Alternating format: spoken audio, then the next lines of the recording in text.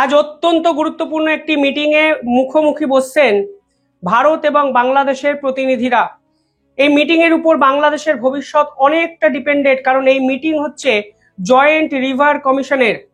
সরাসরি ভারতের কাছে একগুচ্ছ দাবি বাংলাদেশের পক্ষ থেকে জানানো হবে এবং রীতিমতো ভারতের পায়ে পড়ে গেছে বাংলাদেশের মোহাম্মদ ইউনূস সরকারের প্রতিনিধিরা, কারণ তারা জানেন ভারত যদি এই মুহূর্তে গঙ্গা চুক্তিকে নতুন করে রিনিউ না করে তাহলে বাংলাদেশের ভবিষ্যৎ বড় সড় প্রশ্নচিহ্নের মুখে কিন্তু পড়ে যাবে। প্রশ্ন হলো, ভারত যেভাবে পাকিস্তানকে ট্রিট করেছে বর্তমান সময়ে, মানে সিন্ধু জলচুক্তি স্থগিত রেখেছে, ঠিক একই কায়দায় গঙ্গা চুক্তিকেও কি স্থগিত রাখার পথে এগোবে ভারত? আজকে এই মিটিং দিল্লিতে হবে এবং তার আগে সব থেকে বড় চমকটা কিন্তু বাংলাদেশের পক্ষ থেকে এসছে, যেখানে তারা ভারতকে, স্পেশালি বাংলাকে 1200 মেট্রিক টন ইলিশ দিচ্ছে। আগের বছর 8ই সেপ্টেম্বর 2024 এবং আজকে 8 তারিখ 8ই সেপ্টেম্বর 2025, এই এক বছরের সময়টা যদি আপনারা অ্যানালাইসিস করেন দেখবেন বাংলাদেশের ভার্সনটা কিন্তু 180 ডিগ্রি বদলে গেল। আজকের দিনে দাঁড়িয়ে আগের বছর তারা বলেছিল আমরা ভারতকে কোনোভাবে ইলিশ মাছ দেব না, কারণ আমাদের বাংলাদেশে ইলিশের চাহিদা অত্যন্ত বেশি। বাংলাদেশিরা ইলিশের দাম বেড়ে যাওয়ার জন্য কোনোভাবে ইলিশ কিনতে পারছেন না। শেখ হাসিনা বছরের পর বছর ইলিশ ভারতকে দিয়েছেন, ফলে বাংলাদেশিরা ডিপ্রাইভড হয়েছেন। আর আজকে সেই মোহাম্মদ ইউনূস সরকার ভারতকে 1200 মেট্রিক টন ইলিশ পাঠালেন, যা কিন্তু নিঃসন্দেহে গুরুত্বপূর্ণ। এবং এই পুরো বিষয়টি ঠিক কখন করলো বাংলাদেশের সরকার? যখন তাদের একটি প্রতিনিধি দল দিল্লিতে এসছেন জয়েন্ট রিভার কমিশনের অত্যন্ত গুরুত্বপূর্ণ একটি মিটিংয়ে, এবং সেই মিটিংয়ে কি কি দাবি তোলা হবে বাংলাদেশের পক্ষ থেকে সে বিষয়ে চর্চা আজকের এই ভিডিওতে করব। প্রথমত, এই জয়েন্ট রিভার কমিশন কিন্তু তৈরি হয় 1972 সালে। ভারত এবং বাংলাদেশের মধ্যে যে সকল নদী আছে সেই নদীর জলবন্টনকে কেন্দ্র করে যে চুক্তিগুলো আছে, তাদের এই কমিশনের কাজই হলো সেই চুক্তিগুলোকে ঠিকঠাকভাবে মেনটেন করা এবং সেই চুক্তিগুলো যেন রিনিউ করা যায় তার তদারকি করা। এই মুহূর্তে ভারত এবং বাংলাদেশের মধ্যে সব থেকে চর্চিত চুক্তি কি? গঙ্গা জল চুক্তি, যা 1996 সালে রিনিউ হয় এবং এই বছর 1996 সাল থেকে 30 বছর পর 2026-এ এসে এই চুক্তির মেয়াদ কিন্তু শেষ হয়ে যাচ্ছে। এবার বাংলাদেশ সরকার ভয় পাচ্ছে যদি ভারত কোনোভাবে এই চুক্তিকে রিনিউ না করে তাহলে বাংলাদেশের জল সংকট চরম জায়গায় পৌঁছে যাবে। মানে সিন্ধু জল চুক্তি স্থগিত করার পর পাকিস্তানের যে অবস্থা হয়েছে এর থেকে কম করে 5 গুণ খারাপ অবস্থা বাংলাদেশের হবে, কারণ গঙ্গা নদীর জলের উপরে বাংলাদেশের কৃষিকাজের প্রায় 70 থেকে 80% ডিপেন্ড করে আছে। 1996 সালে যে গঙ্গা চুক্তি হয়েছিল সেই চুক্তিতে কি কি পয়েন্ট ছিল এবং এবার সেই পয়েন্টগুলো কি কিভাবে রিনিউ হতে পারে বা রিভাইভ হতে পারে?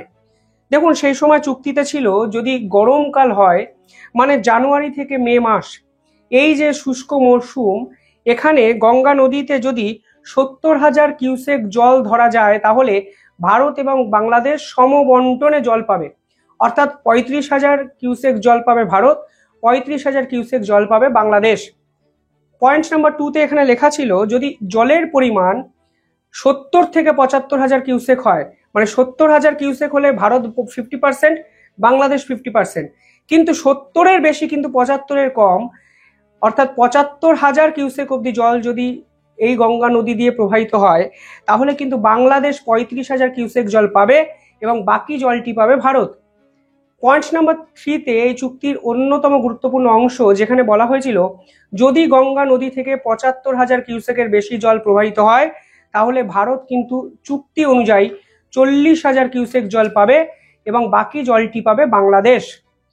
এবং এই পুরো বিষয়টিকে কেন্দ্র করে ফারাক্কা ব্যারেজ তৈরি হয় এবং ফারাক্কা ব্যারেজকে কেন্দ্র করে এই গঙ্গা চুক্তি নতুন করে রিভাইভ হয় এবং পরবর্তীকালে এই চুক্তি কিন্তু স্মুথলি চলছিল। সমস্যাটা হয়ে যায় মোহাম্মদ ইউনূস ক্ষমতায় আসার পর। বাংলাদেশ সরকারের পক্ষ থেকে বারবার ভারত বিদ্বেষী মন্তব্য শুধু নয়, তারা এমন কিছু স্টেপ নেয় যা সরাসরি ভারতের সার্বভৌমত্ব শান্তির বিপক্ষে গেছে। ডক্টর জয়শঙ্কর কিছুদিন আগে একটি স্টেটমেন্ট দিয়েছিলেন। তিনি সরাসরি বলেছিলেন যদি ভারতের বিপক্ষে তুমি যাও তাহলে রেডি থাকো, এর মূল্য চোকাতে হবে। জয়শঙ্করের স্টেটমেন্ট পরিষ্কার ছিল সে সময় যে অপারেশন সিন্দুর পর্বে যেভাবে পাকিস্তানকে সহায়তা করেছে বাংলাদেশ, এর পাল্টা কিন্তু ভারত দেবে, যেভাবে তুরস্ক কিংবা আজারবাইজানকে দিয়েছে। ফলে ডক্টর জয়শঙ্কর সেবার পরিষ্কার জানিয়ে দিয়েছিলেন যে কোনো না কোনোভাবে এর কস্ট বাংলাদেশকেও কিন্তু দিতে হবে, কারণ ভারতের পিছনে ছুরি মারার জন্য ভারতের যদি কোনো ক্ষতি নাও হয় তা সত্ত্বেও সম্পর্কের মূল্যায়নে ভারত কিন্তু তাদের সঙ্গে বন্ধুত্ব ফিউচারে দীর্ঘায়িত করবে না, তা ভারতের বিদেশমন্ত্রী স্পষ্ট জানিয়ে দিয়েছিলেন। আর এখান থেকেই নতুন প্রশ্ন ওঠে যে এই অবস্থায় গঙ্গা চুক্তিকে স্থগিত করে কি বাংলাদেশের মোহাম্মদ ইউনূস সরকারের কফিনে শেষ পেরেকটি ভারত পুঁতবে? এতটা অ্যাগ্রেসিভ কি ভারত সরকার হতে পারবে, নাকি নতুন করে এই চুক্তিকে মডিফাই করার সময় একগুচ্ছ স্ট্রিক্ট রুল চাপিয়ে দেবে বাংলাদেশের উপর, যা আখেরে এই চুক্তিকে স্থগিত করার মতোই? এই রিপোর্ট বলছে ভারতের কাছে বাংলাদেশ আরো কিছু দাবি কালকে জানাবে। সেখানে ইম্পর্টেন্ট কি কি? সেখানে ইম্পর্টেন্ট হলো গঙ্গা নদী ছাড়াও আরো যে 14টা নদী আছে, যেমন ধারলা, দুধকুমার, খোয়াই এবং এই সকল যে নদীগুলো আছে তাদের জলবন্টন নিয়েও ভারত এবং বাংলাদেশের মধ্যে যেন বর্তমানে সমঝোতা হয়, সেই দাবি বাংলাদেশের পক্ষ থেকে জানানো হবে। পয়েন্ট নাম্বার 2, তারা বলবে ফ্লাড ফোরকাস্টিং কোঅপারেশন একসঙ্গে করা উচিত, অর্থাৎ যখন বন্যা হবে ভারত যেন বাংলাদেশের সঙ্গে তথ্য শেয়ার করে। মানে বুঝতেই পারছেন বাংলাদেশের অবস্থাটা এতটাই খারাপ জায়গায় চলে গেছে যে তাদের দেশ বাঁচাতে শেষ অবধি ভারতের কাছেই কিন্তু আসতে হলো এবং ভারতেরই শরণাপন্ন হতে হলো। এবং পরিষ্কার আভাস তারা কোনো না কোনোভাবে এই গঙ্গা চুক্তির জটটাকে কাটাতে চাইছে, এবং কাটাতে চাইছে বলেই 1200 মেট্রিক টন ইলিশ ভারতে তারা পাঠাচ্ছে। এবং কিছুটা হঠাৎ করেই কোথায় গেল বড় বড় কথা, আজকের দিনে তো প্রশ্ন উঠবেই। পাশাপাশি কালকে এই মিটিংয়ে বাংলাদেশের পক্ষ থেকে জয়েন্ট ফ্লাড মনিটরিং এর কথা বলা হবে, অর্থাৎ বন্যার পর যখন খরা হবে, ড্রট বা ফ্লাড, খরা বা বন্যা দুটো সময় যেন ভারত এবং বাংলাদেশ একত্রে কাজ করে, সেই রকম একটা আবেদন বাংলাদেশের পক্ষ থেকে জানানো হবে। এবং পরবর্তীকালে তারা ড্রেজিং অর্থাৎ নদীর নিচে যে পলি আছে সেই পলি পরিষ্কার এবং রিপেয়ার করার জন্য ভারত যেন বাংলাদেশকে সহায়তা করে এবং বাংলাদেশকে যেন তথ্য আদান প্রদান করে, এই দাবিও কিন্তু বাংলাদেশের পক্ষ থেকে জানানো হবে। তা কিন্তু এক কথায় পরিষ্কার। অর্থাৎ সাম্প্রতিক সময় সব থেকে বড় গুরুত্বপূর্ণ একটি বৈঠক, যে বৈঠকের উপর বাংলাদেশের ভবিষ্যৎ 100% নির্ভর করবে। কারণ এই গঙ্গা নদীর উপর শুধুমাত্র বাংলাদেশের কৃষিকাজ ডিপেন্ড করে আছে তা নয়, বাংলাদেশের অর্থনৈতিক স্টেবিলিটিও কিন্তু এই গঙ্গা চুক্তির উপর ডিপেন্ড করে আছে। ফলে সব মিলিয়ে অত্যন্ত হাই ভোল্টেজ মিটিং। অনেক আপডেট আসবে, আমি আপনাদের সামনে আপডেট নিঃসন্দেহে টেনে আনবো বা দেখাবো। আরো ইম্পর্টেন্ট একটা বিষয়, আজকে ইলিশ মাছকে কেন্দ্র করে বাংলাদেশের হাই কমিশনারের পক্ষ থেকে একটি বিবৃতি দেওয়া হয়েছে। সেখানে বলা হয়েছে আজকে এই ইলিশ পাঠানোয় ভারত এবং বাংলাদেশের বন্ধুত্ব আরো মজবুত হলো। হঠাৎ করে বাংলাদেশ সরকারের পক্ষ থেকে বন্ধুত্ব নিয়ে কথা বলা হচ্ছে।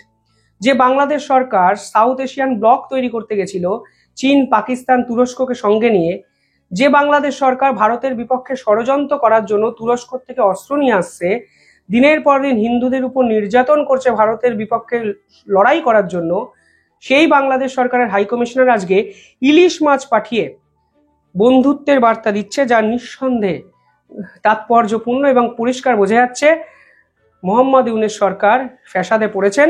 এবং এই জট যদি না ছাড়ে তাহলে কিন্তু বাংলাদেশের মানুষ মোহাম্মদ ইউনূস সরকারকেও কোনোভাবে ক্ষমা করবে না এবং ক্ষমা করার জায়গাতেও নেই। বিভিন্ন রিপোর্ট বলছে ভারত যদি এই চুক্তি করেও তাহলে 30 বছরের মেয়াদের এই চুক্তি হবে না। একাধিক স্ট্রিক্ট পলিসি নতুন করে ইমপ্লিমেন্ট করতে পারে ভারত, এবং ম্যাক্সিমাম 10 থেকে 15 বছরের একটা চুক্তি নবীকরণ করলেও করতে পারে ভারত।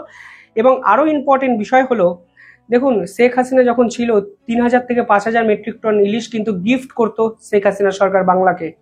ফলে সেখান থেকে মোহাম্মদ ইউনূসের অবস্থান তো পরিষ্কার, এবং সেই অবস্থানটাকে বুঝেই ভারত এমন কিছু নতুন শর্ত চাপাতে চলেছে যা কিন্তু মোহাম্মদ ইউনূসের কাছেও চূড়ান্ত অস্বস্তিকর এবং সরকারকে কিন্তু বড়সড় ধাক্কা দেবে, তা কিন্তু এক কথায় নিশ্চিত। তবে দিনভর এ বিষয়ে চর্চা হবে, আলোচনা হবে।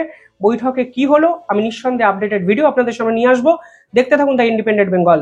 কমেন্টে জানাবেন ভারতের কি করা উচিত, গঙ্গা চুক্তি কি রিনিউ করা উচিত, নাকি পাকিস্তানের সিন্ধু জল চুক্তির মতোই ইনস্ট্যান্ট গঙ্গা রিভার ট্রিটিকে স্থগিত করা উচিত ভারতের। ধন্যবাদ।